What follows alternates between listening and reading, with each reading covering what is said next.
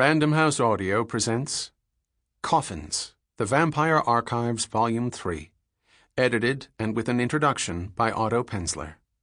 Read for you by Mark Bramhall, Robertson Dean, Harlan Ellison, Ryan Gazelle, John H. Mayer, Robin Sachs, Rob Shapiro, and Steve West. Introduction by Otto Penzler. Read by Robertson Dean. In the world of culture and the arts, the vampire began as a literary creation and impressed its image on the Western world as depicted in the books and stories of John Polidori, the vampire, Sheridan Le Fanu, Camilla, Bram Stoker, Dracula, and many others. It is in the more recent invention of film, however, that vampires seized hold of the public imagination, never to let go, never to die. The first great vampire movie was Nosferatu, 1922, a silent German expressionist horror film based entirely on Stoker's Dracula, but with the names changed to avoid paying for the rights. It starred Max Schreck. Schreck is the German word for fright, as the ugliest vampire ever, a skinny, scuttling, rat-like monster named Count Orlok rather than Count Dracula, and referred to him as Nosferatu rather than vampire in order to distance itself from potential lawsuits.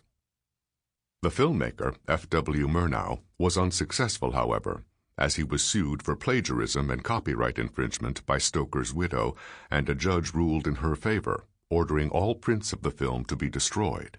Fortunately, a few survived to chill the bones of future generations. Everything changed in 1931 when Bela Lugosi was signed to star in Universal's classic version of the novel, which had already been a hugely successful stage play. Although producer and director Todd Browning wanted Lon Chaney for the role, the great horror actor died before the film went into production. Lugosi, who had been successful both with audiences and critics on the stage, got the role, metamorphosing Dracula from a repugnant beast to a sexy, well-bred nobleman. His slow, sinister phrasing frightened viewers, even when making such innocuous statements as, "I bid you welcome," and "I do not drink wine," which have become so familiar that they have been parodied innumerable times. Universal, the greatest studio for horror films, it also produced Frankenstein, 1931, The Mummy, 1932, The Invisible Man, 1933, The Bride of Frankenstein, 1935, and The Wolfman, 1941, followed its successful Dracula by releasing Lugosi's only other vampire movie for the studio, Mark of the Vampire, in 1935. Hammer Films produced seemingly countless vampire films from the late 1950s to the mid-1970s, mostly starring Christopher Lee and Peter Cushing, but all cheaply produced in garish color and filled with lots of blood and shapely, half-dressed young women. More recently, vampires have flourished as handsome, desirable lovers, notably in the motion pictures based on Anne Rice's novel Interview with the Vampire, starring Tom Cruise, released in 1994, and Stephanie Myers's phenomenally successful Twilight series, Twilight, New Moon, and Eclipse. Bear in mind, however, that not all vampires are desirable sex objects, as this collection will illustrate. The Living Dead by Robert Bloch. Read by Robertson Dean. All day long he rested, while the guns thundered in the village below.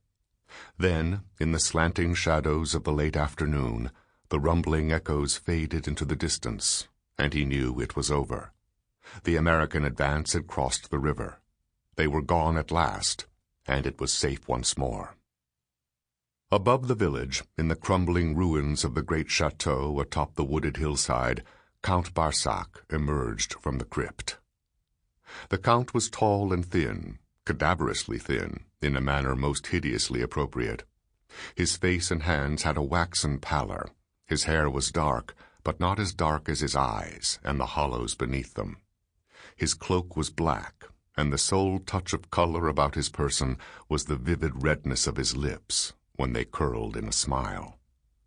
He was smiling now, in the twilight, for it was time to play the game. The name of the game was Death, and the Count had played it many times. He had played it in Paris on the stage of the Grand Guignol. His name had been plain Eric Caron then, but still he'd won a certain renown for his interpretation of bizarre roles. Then the war had come, and, with it, his opportunity. Long before the Germans took Paris, he'd joined their underground, working long and well. As an actor, he'd been invaluable.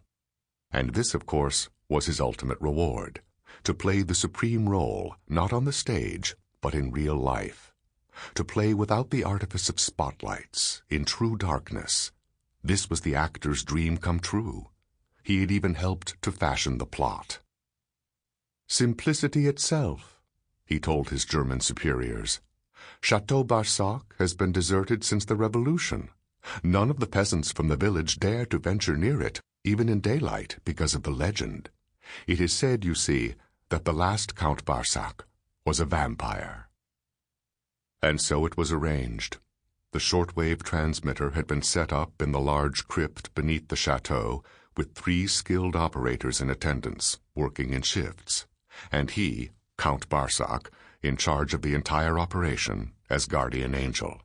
Rather, as guardian demon. There is a graveyard on the hillside below, he informed them, a humble resting place for poor and ignorant people. It contains a single imposing crypt, the ancestral tomb of the Barsacs. We shall open that crypt, remove the remains of the last count, and allow the villagers to discover that the coffin is empty. They will never dare come near the spot or the chateau again, because this will prove that the legend is true. Count Barsac is a vampire, and walks once more. The question came then, what if there are skeptics? What if someone does not believe?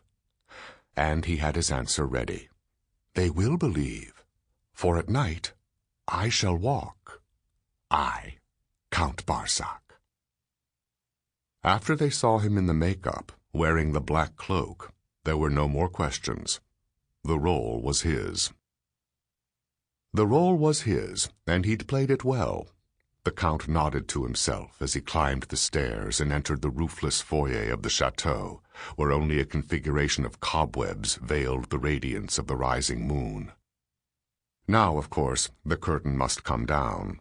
If the American advance had swept past the village below, it was time to make one's bow and exit. And that, too, had been well arranged. During the German withdrawal, another advantageous use had been made of the tomb in the graveyard. A cache of Air Marshal Goering's art treasures now rested safely and undisturbed within the crypt. A truck had been placed in the chateau. Even now, the 3 wireless operators would be playing new parts, driving the truck down the hillside to the tomb, placing the objet d'art in it. By the time the Count arrived there, everything would be packed. They would then don the stolen American Army uniforms, carry the forged identifications and permits, drive through the lines across the river, and rejoin the German forces at a predesignated spot. Nothing had been left to chance. Someday, when he wrote his memoirs. But there was not time to consider that now.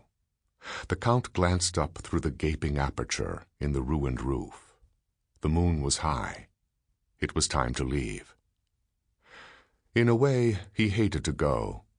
Where others saw only dust and cobwebs, he saw a stage, the setting of his finest performance. Playing a vampire's role had not addicted him to the taste of blood, but as an actor he enjoyed the taste of triumph, and he had triumphed here. Parting is such sweet sorrow. Shakespeare's line. Shakespeare, who had written of ghosts and witches, of bloody apparitions. Because Shakespeare knew that his audiences, the stupid masses, believed in such things, just as they still believed today. A great actor could always make them believe. The Count moved into the shadowy darkness outside the entrance of the chateau. He started down the pathway toward the beckoning trees. It was here, amid the trees, that he had come upon Raymond, one evening weeks ago. Raymond had been his most appreciative audience, a stern, dignified, white-haired elderly man, mayor of the village of Barsac. Sample complete. Ready to continue?